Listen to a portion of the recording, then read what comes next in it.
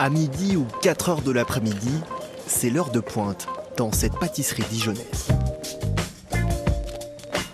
Sa spécialité, les mochi, petits gâteaux de riz gluant garnis, un mets typiquement japonais qui ravit les palais de tous les âges.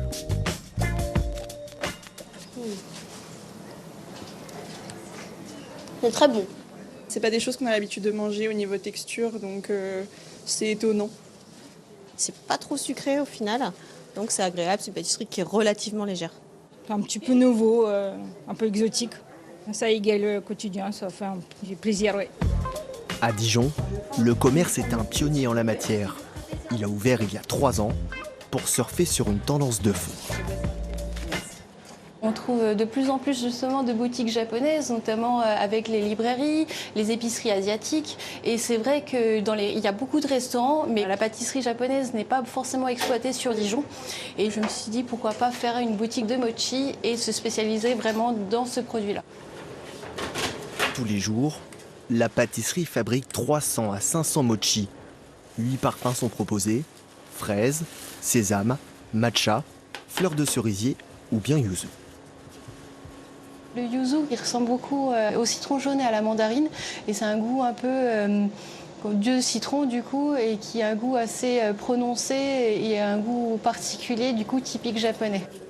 Une production artisanale entourée d'un secret de fabrication. Pour suivre la recette, le plus simple, c'est peut-être d'aller directement sur Internet. Le mochi qu'on va faire aujourd'hui, c'est Daifuku mochi. Le daifuku, c'est le type de mochi préféré de Françoise, une Dijonnaise férue de cuisine japonaise depuis 16 ans. Je vais commencer par préparer mes cœurs de mochi. Donc ce sont des boulettes de pâte de haricots rouges ou de pâte de lotus. Alors ça, c'est de la farine de riz gluant qui va être la base de la pâte de mochi. On va mélanger avec de l'eau, un peu de sucre. Cette pâte à mochi, il faut qu'elle ait la texture du lobe de l'oreille. On tape la pâte et on va émincer la pâte tout autour.